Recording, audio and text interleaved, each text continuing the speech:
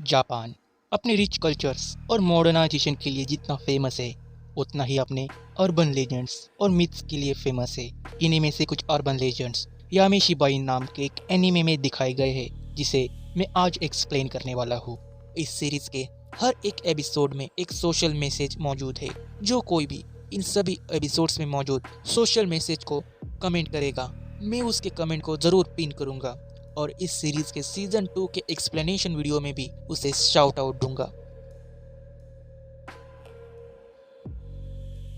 ये स्टोरी एक आदमी की थी जो हाल ही में एक अपार्टमेंट में शिफ्ट हुआ था, जो अपने सभी फर्नीचर्स को अपने रूम में शिफ्ट कर रहा था। शिफ्ट करने के बाद वो थक गया था, इसलिए आराम करने के लिए वो फ्लोर पर लेट जाता है, जहाँ ऊपर उसे एक पेपर दिखाई देता है जिसे एन्चेंट किया गया था, यानी बुरी शक्तियों को उसमें कैद किया गया था। वो आदमी उस पेपर को निकाल देता है, जहाँ सामने के अपार्टमेंट से उसे एक लड़की देख रही थी। कल सुबह जब वो कचरे को बाहर फेंकने जाता है, तभी वो लड़की उसे घूर रही थी, जिसकी वजह से वो वहां से डर कर सीधा ऑफिस भाग जाता है। जहाँ शाम को घर लौटते वक्त वो अपने फ्रेंड्स को अपने साथ उसके अपार्टमेंट में बुलाना चाहता था, लेकिन उसके फ्रेंड्स सारे बिजी थे, इसलिए उसके साथ रात को रुकने के लिए कोई भी राजी नहीं होता। शाम को अब वो अकेला ही घर लौट आता है, जहाँ उसका डोर खुला हुआ था। वो उसे अपनी ही गलती मानता है और अंदर जाकर फ्लोर पर लेट जाता है, जहाँ फिर से किसी ने तो ऊपर वही इंचेंटेड पेपर लगाया हुआ था। वो कुछ समझ पाता इससे पहले ही वो लड़की उसके सामने आ जाती है, जिसकी वजह से उसके होश ही उड़ जाते हैं। पर वो लड़की एक घोस्ट ना होकर एक मेंटली अनस्टेबल लड़की थी। अब पुलिस उसे अपने साथ ले जाती है और उस आदमी को थोड़ा रिलीफ मिलता है। जब वो वापस अपने घर लौट आता है, तब सफाई के दौरान टेबल के नीचे उसे काफी सारे इंचेंटेड पेपर्स मिलते हैं। उसे लग रहा था कि इन्हें भी उसी लड़की ने लगाए हुए हैं। इसकी वजह से गुस्से में वो उन सभी पेपर्स को हटा देता है, जहाँ एकदम से उसके सामने काफी सारी स्पिरिट्स आ जाती है और ये एपिसोड यहीं पर खत्म हो जाता है। ये अपार्टमेंट शायद हॉन्टेड था, जिसमें काफी सारी आत्माएं मौजूद थी, जिन्हें एक प्रीस्ट ने उन काफी सारे इंचेंटेड पेपर्स में कैद कर दिया था।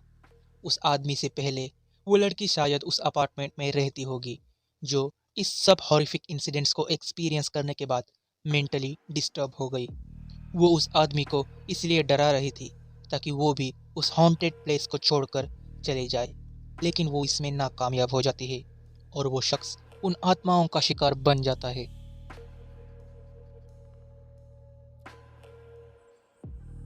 ये स्टोरी एक आदमी की थी जो एक बिजनेस ट्रिप पर विलेज आया था, जो अपने खाली समय में हाइकिंग करने के लिए गया था, लेकिन जिसमें वो फिसल कर नीचे गिर गया और उसका पैर फ्रैक्चर हो गया।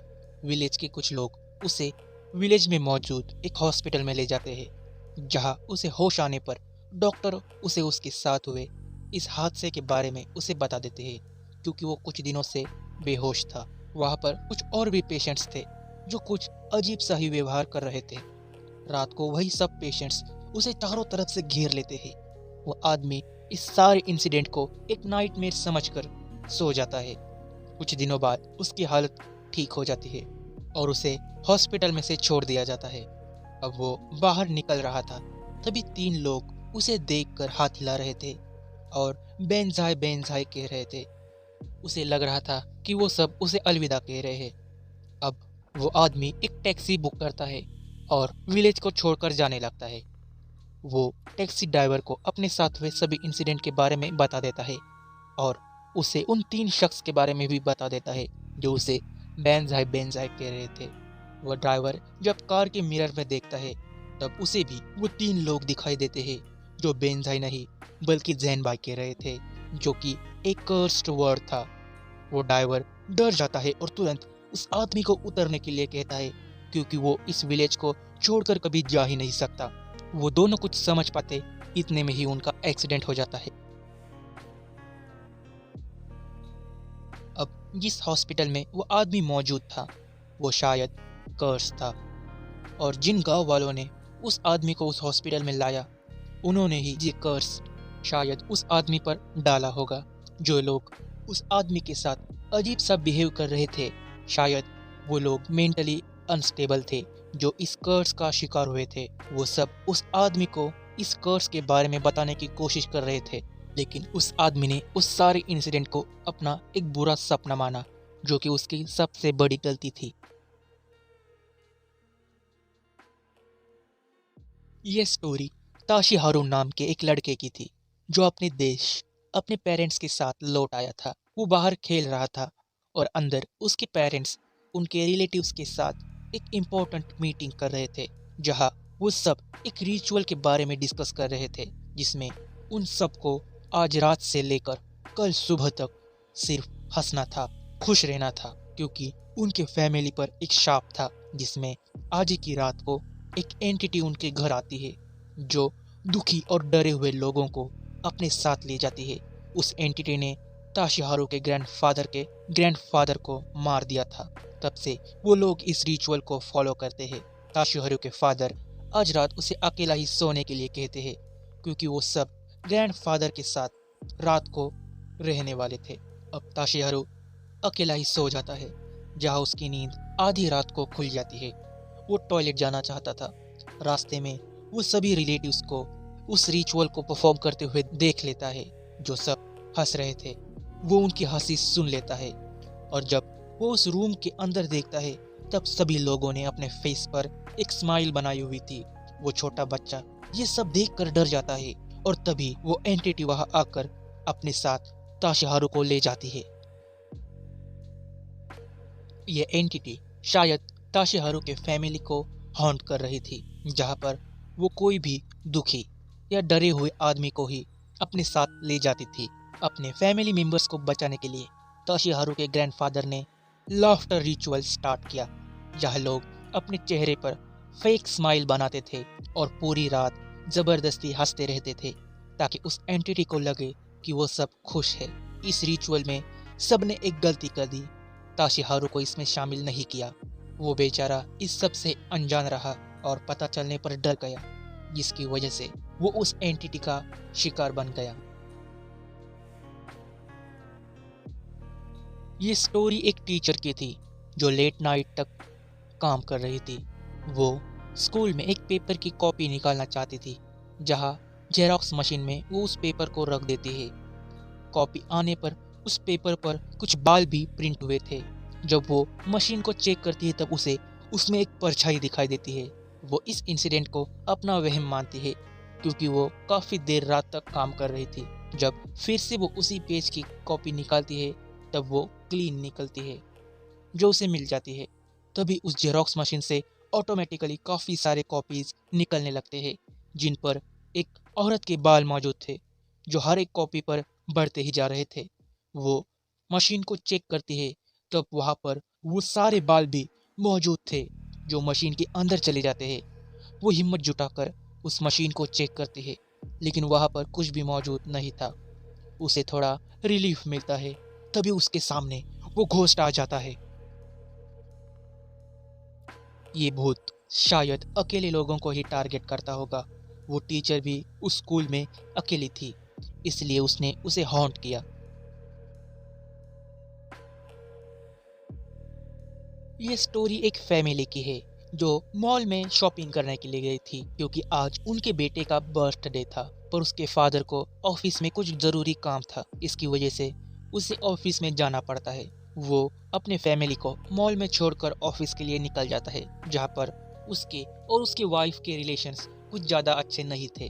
वो लिफ्ट के जरिए ग्राउंड फ्लोर पर जाने की कोशिश करता है, जहाँ उनके साथ कुछ और भी लोग मौजूद थे और वो सब दिखने में एबनॉर्मल लग रहे थे। लिफ्ट अटेंडेंट भी कुछ अजीब सी बिहेव कर रही थी और वो लिफ्ट को ऐसे फ्लोर पर रोक देती है जो वहाँ पर मौजूद ही नहीं था। वो फ्लोर B4 था, जबकि वहाँ पर लास्ट फ्लोर B1 था। वो फ्लोर पूरा अंधेरे से भरा हुआ था, जहाँ पर वो सारे लोग उतर जाते हैं। अब वो आदमी उस लिफ्ट अटेंडेंट के साथ ही अकेला रुक जाता है। लिफ्ट को सीधा B13 फ्लोर पर रोक देती है, जो पूरा रेड कलर का था, और सामने से एक शख्स लिफ्ट की तरफ दौड़कर आ रहा था।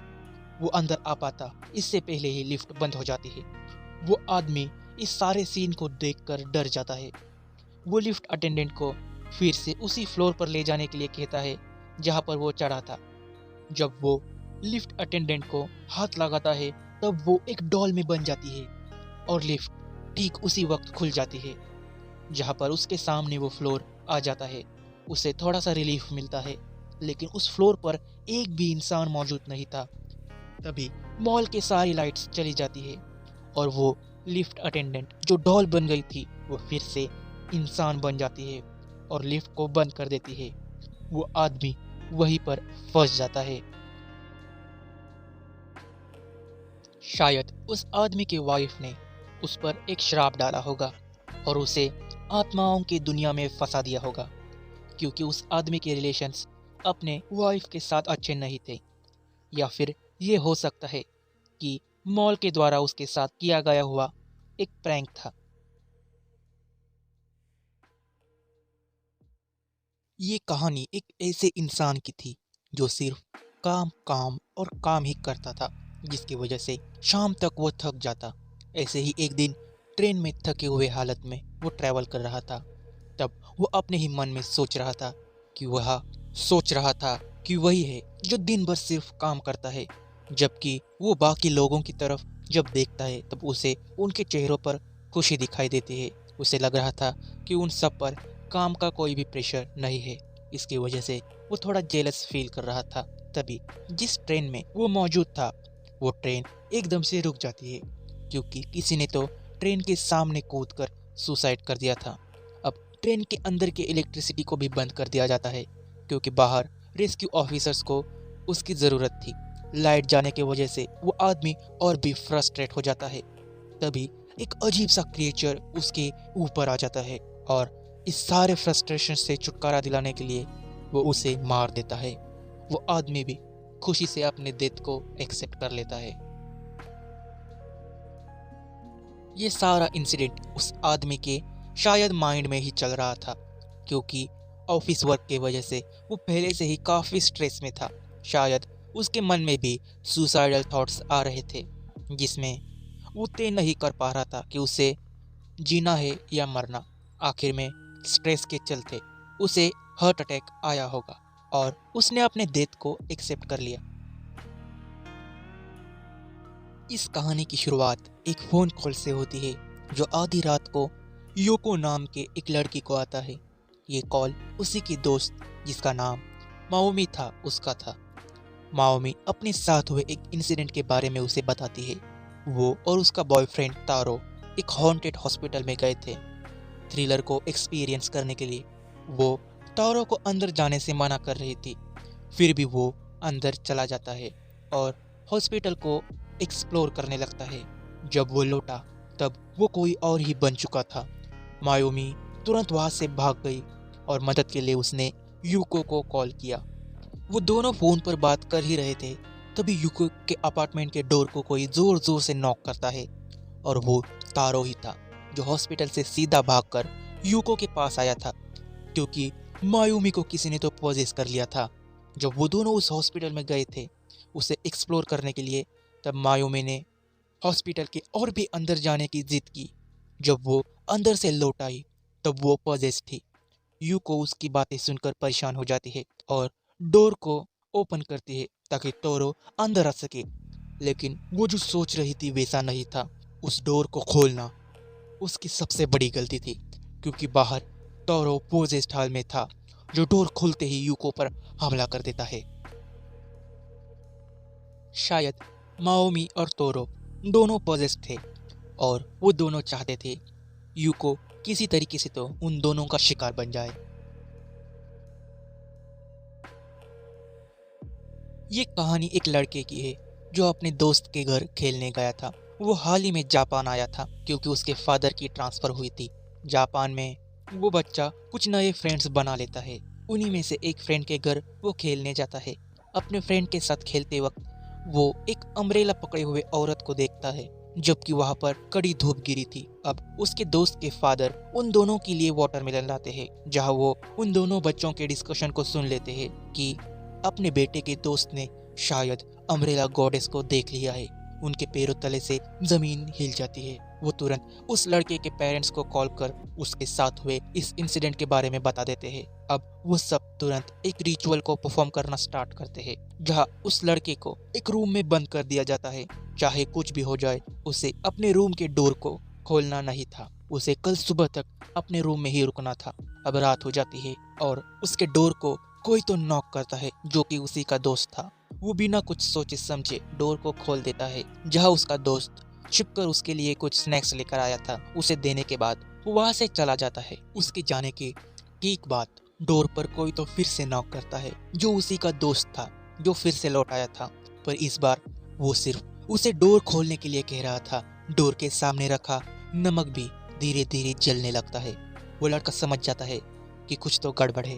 वो जैसे ही डोर को लॉक करता है, उसका रूम हिलने लगता है और वो नमक से भरी हुई प्लेट भी जल जाती है।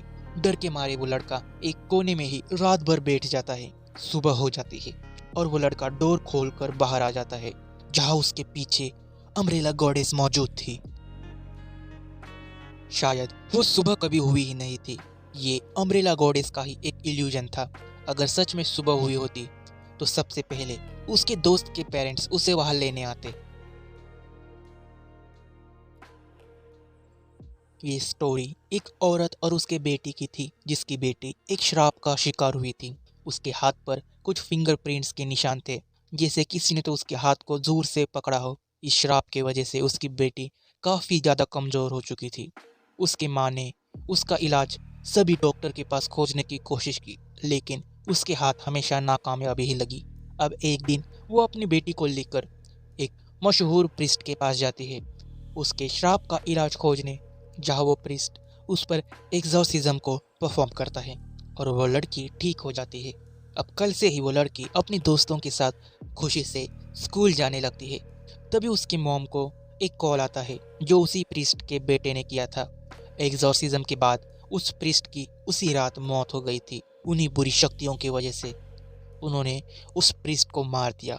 अब उस औरत की बेटी भी घर से निकल जाती है स्कूल जाने के लिए। वो प्रिस्ट उस औरत को कहता है कि उसकी बेटी का श्राप अब नहीं हट सकता, और ठीक ऐसा ही होता है। उस लड़की पर वो श्राप लौट आता है।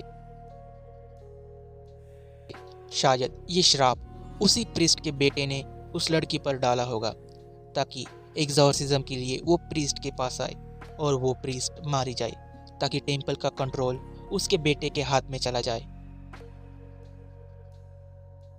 ये कहानी एक बेसबॉल टीम की थी, जो अपने स्कूल में देर रात तक प्रैक्टिस कर रही थी। रात को वो सारे प्लेयर्स स्कूल में ही रुक जाते हैं, जहां वो सब अपने चाइल्डहुड मेमोरीज को याद कर रहे थे, जिसमें डेसू नाम का एक लड़का बचपन में टॉयलेट में गिर गया था। पहले जापान के टॉयलेट्स के होल्स बड़े होते थे, इसलिए बच्चे उनमें गिर जाते थे।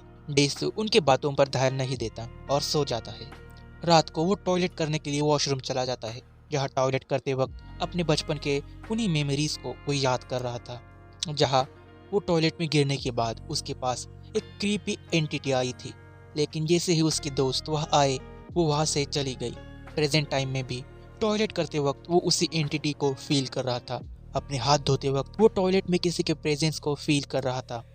वो वही एंटिटी टॉयलेट से बाहर निकल रही थी। ये सारा इंसिडेंट अभी उस लड़के ने एक्सपीरियंस किया। वो शायद उसका इमेजिनेशन था, जिसे वो हेलुसिनेट कर रहा था अपनी बुरी यादों के रूप में। ये कहानी 3 दोस्तों की है, जिनका आज समर वेकेशन का लास्ट डे था। वो तीनों अपना अपना होमवर्क कर रहे थे। काफी वक्त पढ़ाई करने की वजह से वो थक जाते हैं। जहाँ एंटरटेनमेंट के लिए उनमें से एक लड़का एक वीडियो को प्ले करता है, जिसमें घोस्ट कैप्चर हुआ था। ये टेप उसके बहन को मिली थी, जिसे वो अपने साथ चुरा कर लाया था। वो सब उस वीडियो को प्ले करते हैं, जहाँ उन सबको कब्रिस्तान में एक क्रीपी सा फेस दिखाई दे रहा था। लेकिन उनमें से एक लड़के को पूरी की पूरी परछाई दिखाई देती है, जो सिर्फ उसे ही दिखाई दे रही थी। जैसे ही वो वीडियो को फॉरवर्ड या बैकवर्ड स्किप कर रहा था, वैसे ही वो परछाई एकदम से अपनी जगह बदल रही थी। एक बार तो अचानक से वो परछाई उस लड़के की तरफ ही देखने लगती है और वीडियो में से बहुत सारी आवाजें आने लगती है। रूम में पूरा अंधेरा छा जाता है। जब वो लड़का पीछे मुड़कर देखता है, तब उसके दोस्त उस परछाई का शिकार बन चुके थे। शायद वो टेप शापित थी, क्योंकि उस टेप को देखकर ऐसा लग रहा था कि जैसे वो एक एन्चेंटेड पेपर से रैप हुई हो। ये कहानी एक हाई स्कूल गर्ल और कुछ बच्चों की थी जो एक ही हाउसिंग कॉम्प्लेक्स में रहते थे। एक दिन जब वो लड़की लौट रही थी, तब बच्चे एक परछाई की तरफ घूर रहे थे जिसे वो सब टोमोनारी कहकर पुकार रहे थे। जहाँ टोमोनारी अब उस लड़की के साथ खेलना चाहती थी, लेकिन उसे अपना होमवर्क करना था, इसलिए वो उसे अनजाने में ही वादा कर देती है कि वो उसके साथ बाद में खेलेगी। अब वो अपने घर लौट आते हैं। वो बच्चे हर रोज उस लड़की को टोमोनारी के साथ खेलने के लिए बुलाने आते थे, जहाँ वो हमेशा कोई ना कोई तो बहाना बनाकर उनके पास खेलने नहीं जाती। एक दिन वो बच्चे उसके घर आते हैं, जहाँ उनके हिसाब से टोमोनारी उसी लड़की के घर आई थी जो उसके सीलिंग पर मौजूद थी। वो लड़की उन सभी बच्चों को अपने घर से भगा देती है। वो बच्चे उस लड़की के घर की विंडो में से फिर भी उसे देख रहे थे। अब वो लड़की थोड़ी परेशान हो जाती है। तभी उस परछाई में से एक क्रीपी फिगर बाहर आता है और उस लड़की को अपने साथ ले जाता है। वो लड़की भी टोमोनारी की तरह ही एक परछाई बन जाती है। शायद टोमोनारी एक स्पिरिट थी जो अपने लिए दोस्त बनाना चाहती थी। जहाँ उस लड़की ने अनजाने में ही उसके साथ खेलने का वादा किया, जिसे उसने पूरा नहीं किया। इसकी वजह से टोमोनारी उस लड़की को अपने साथ ले गई। ये कहानी कुछ लड़कों के ग्रुप की थी जो एक एग्जॉर्सिज्म को देखने गए थे। उनमें से एक फ्रेंड बाइनोकुलर्स को लाया था ताकि वो सब उस एग्जॉर्सिज्म को नजदीक से देख सके। उनमें से एक फ्रेंड काफी ज्यादा डरा हुआ था। वो उन्हें वार्न कर वहां से चला जाता है। उनमें से एक कुछ ज्यादा ही बहादुर था। वो उन बाइनोकुलर्स को लेकर उस एग्जॉर्सिज्म को देख रहा था, जिसमें सभी ने अपनी आंखों को ढक कर रखा था। उस प्रीस्ट के पीछे कोई तो था जो डांस कर रहा था। जब वो लड़का उस शख्स को देखता है, तब उसके हाथ कांपने लगते हैं और वो उसी शख्स की तरह डांस करना शुरुआत कर देता है और वो नाचते ही वहां से चला जाता है। शाम को उसका दोस्त उसके बाइनोकुलर्स को लौटाने उसके घर जाता है, जहाँ उसके दोस्त का फादर उसे अंदर आने से मना कर देता है क्योंकि उसका दोस्त पजेस हुआ था और उस पर एग्जॉर्सिज्म परफॉर्म किया जा रहा था। अब उसके दोस्त को वो बाइनोकुलर्स लौटाने आया था और उसके दोस्त के फादर उसे उन बाइनोकुलर्स को अपने पास से रखने के लिए कहते हैं और उसे वहां से जाने के लिए कहते हैं। रास्ते में वो लड़का काफी ज्यादा क्यूरियस था। वो देखना चाहता था कि उसके दोस्त के साथ क्या हो रहा है। वो उन्हीं बाइनोकुलर्स का यूज कर उसके घर की तरफ देखता है, जहां अंदर कोई भी मौजूद नहीं था। बाहर उसके दोस्त का फादर मौजूद था जो उसे वहां से भागने के लिए कह रहा था। वो लड़का कुछ समझ पाता उससे पहले ही उसका दोस्त जो पजेस था उस पर हमला कर देता है। उसके दोस्त को टॉर्मिनेटर नाम के एक स्पिरिट ने पोजेस किया था जो काफी पावरफुल थी। जो कोई भी उस स्पिरिट से पोजेस हुए शख्स के आंखों में डायरेक्टली देखता है, वो भी पोजेस्ड हो जाता है। उस शख्स के एग्जॉर्सिज्म के दौरान भी सभी ने अपनी आंखें बंद कर ली थी, जिसकी वजह से वह कोई भी पोजेस नहीं हुआ। लेकिन जब उस लड़के ने उस एग्जॉर्सिज्म को डायरेक्टली देखा, तब वो भी पोजेस हो गया। यामी शिबाई के टोटल 10 सीजन्स है और मैंने सिर्फ फर्स्ट सीजन को ही एक्सप्लेन किया है। अगर मुझे इस वीडियो पर अच्छा रिस्पॉन्स मिलता है तो मैं इसे आगे भी कंटिन्यू करूंगा। मिलते हैं नेक्स्ट वीडियो में। जय हिंद।